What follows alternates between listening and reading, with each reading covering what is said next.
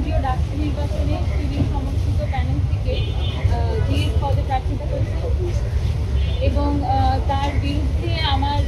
যেই বক্তব্যগুলি ছিল সেগুলি নিশ্চয়ই আমার আইনজীবী আপনাদের কাছে আরও ক্লিয়ার করছে, কিন্তু আমি যে মূল যে পয়েন্টগুলি রেখেছি সেগুলি আপনাদের সামনে বলছি। সেটি হলো ডাকসু নির্বাচনের যে গঠনতন্ত্র সেটি 2-এর নাম্বারে যেটি আছে, মানে 2-এর ক, সেখানে আসলে স্পষ্টভাবে লেখা আছে যে ডাকসুর যে মূল উদ্দেশ্য সেটি হলো মুক্তিযুদ্ধের স্পিরিটকে, মুক্তিযুদ্ধের চেতনাকে সমুন্নত রাখা এবং হচ্ছে ভালো বাংলাদেশ ইসলামিক ছাত্র শিবির সমর্থিত যে প্যানেলটাকে তিনি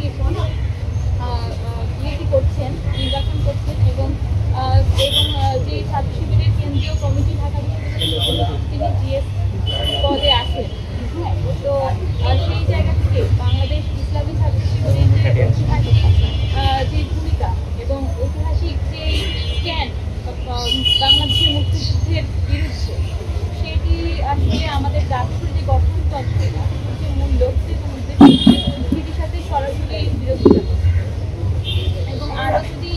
বলি, আরও যদি বাংলাদেশ ছাত্র শিবির নিয়ে বলতে যাই, বাংলাদেশ ইসলামী ছাত্র শিবিরের যে গঠিত কিন্তু বাংলাদেশে হয়নি, সেটি আসলে 71-এর আগে তারা হচ্ছে বাংলাদেশে এটি পশ্চিম পাকিস্তান থেকে পরিচালিত হতো। পূর্ব পাকিস্তানে এটি উইং সেটি খোলা ছিল, মানে পূর্ব পাকিস্তানের ইসলামী ছাত্র সংঘ নামে পরিচালিত হতো এবং পরবর্তীতে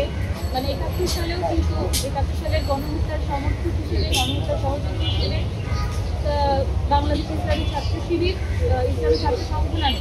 তাদের গণহত্যার সমর্থন জানিয়েছে এবং গণহত্যার সহকারী হিসেবে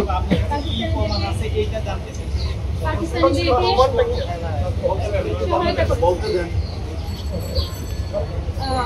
সহায়তা করেছে। তো এই ঐতিহাসিক স্ট্যান্ড থেকে